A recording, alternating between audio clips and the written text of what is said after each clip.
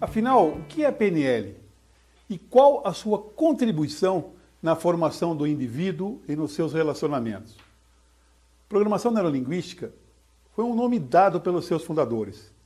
É um método que estuda o impacto da comunicação verbal e a não verbal sobre a nossa realidade intrapessoal e na qualidade de nossa comunicação e desempenho interpessoal. É um processo de melhoria contínua da nossa comunicação inter e intrapessoal.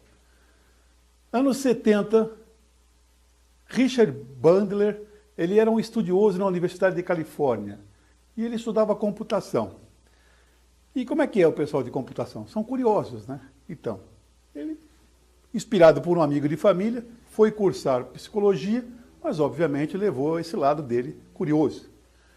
E ele começava então a estudar alguns professores, alguns terapeutas famosos. E aí ele começou a imitar. Hoje, agora, eu estou chamando de imitar, mas na PNL a gente chama depois de modelar. Então ele tinha um professor que tinha barba, ele deixou a barba. Tinha um outro professor que falava um pouquinho, tinha um problema no pescoço, meio torto. Tinha uma outra professora que falava meio cantando, meio assim diferente.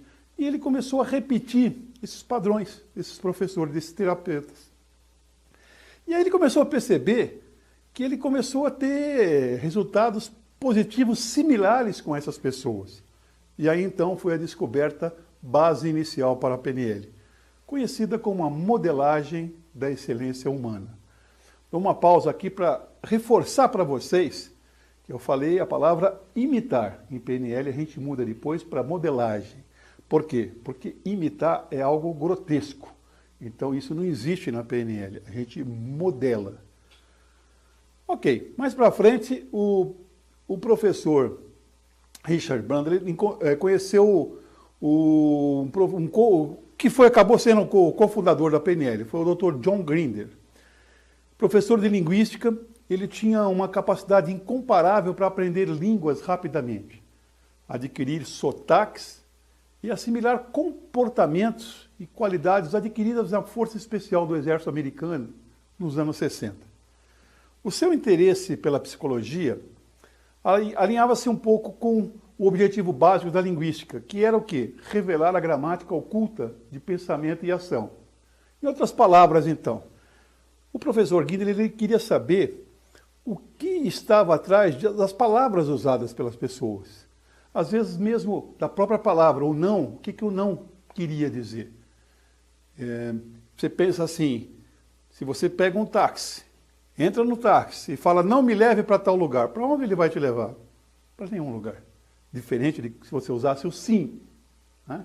Então ele tinha essa preocupação. Assim, eles descobriram a semelhança dos seus interesses. Um tinha um interesse pelo que estava atrás do comportamento humano e o outro interesse do que estava por detrás da gramática.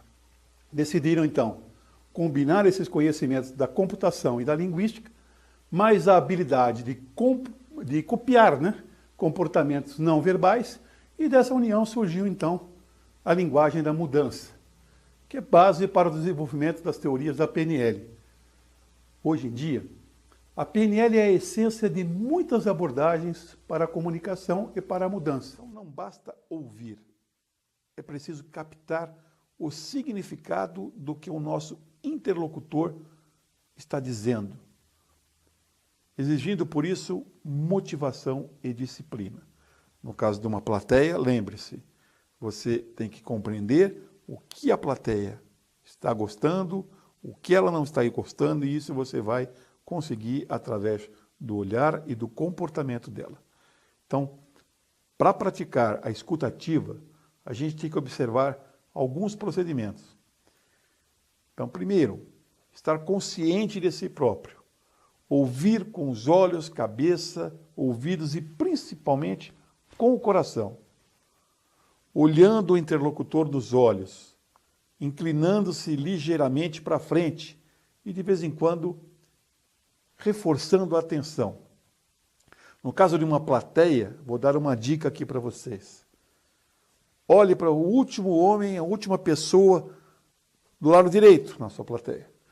Volte o olhar vindo para o centro até chegar na pessoa que está na frente, na sua ponta esquerda. E aí você olha para todas as pessoas da frente da sua plateia e volta olhando para o centro novamente até a última pessoa e encerra a última linha. Esse é o que a gente chama de olhar em X. Se você fizer isso, não é direto, algumas vezes durante a sua apresentação, você vai conseguir o seguinte, que todas as pessoas da plateia saiam acreditando e sentindo que você falou para ela. Esse é um outro grande segredo. Então, centrar a atenção no interlocutor, tentar descobrir aquilo que de fato pretende dizer e fazendo perguntas para clarificar a sua mensagem. Algumas vezes, repetir aquilo que você acabou de ouvir. Se você recebe uma pergunta da plateia, repita a pergunta, porque fatalmente alguém não ouviu. Mesmo que você tenha ouvido, repita a pergunta. O que você está querendo saber é isso? Repita aquilo com as próprias palavras, entendeu o que foi dito. Tanto que as ideias, como os sentimentos, a gente consegue exatamente da própria plateia. Estudos já realizados comprovam por regra que a gente ouve metade daquilo que foi dito. E a gente presta atenção na metade daquilo que ouvimos. E lembramos ainda apenas a metade do que nós prestamos atenção. De fato, nós temos tendência para ouvir o que queremos ouvir e ver o que queremos ver. O resultado deste fato é a mensagem percebida por nós, é muitas vezes completamente diferente daquela que o emissor desejava transmitir. A empatia, a flexibilidade, a motivação, a iniciativa, entre outros, são impulsos para os relacionamentos harmoniosos. As relações interpessoais, ou seja, o conhecimento de si próprio, a sensibilidade para o conhecimento de outros tipos de comportamentos, é que se desenvolve aptidões que possibilitam mais eficiência nos relacionamentos. A razão e a emoção, embora sejam difíceis de difundir-se com o equilíbrio desses parâmetros, propiciam um estado de bem-estar, favorecendo a autoestima e, por conseguinte, os mais diversos tipos de relações. As pessoas, elas não prestam atenção naquilo que você fala. As pessoas prestam atenção em como você fala aquilo que você fala. Criar empatia não é como a gente pensa normalmente, se colocar no lugar do outro. Não, não é. Existe uma condição muito importante.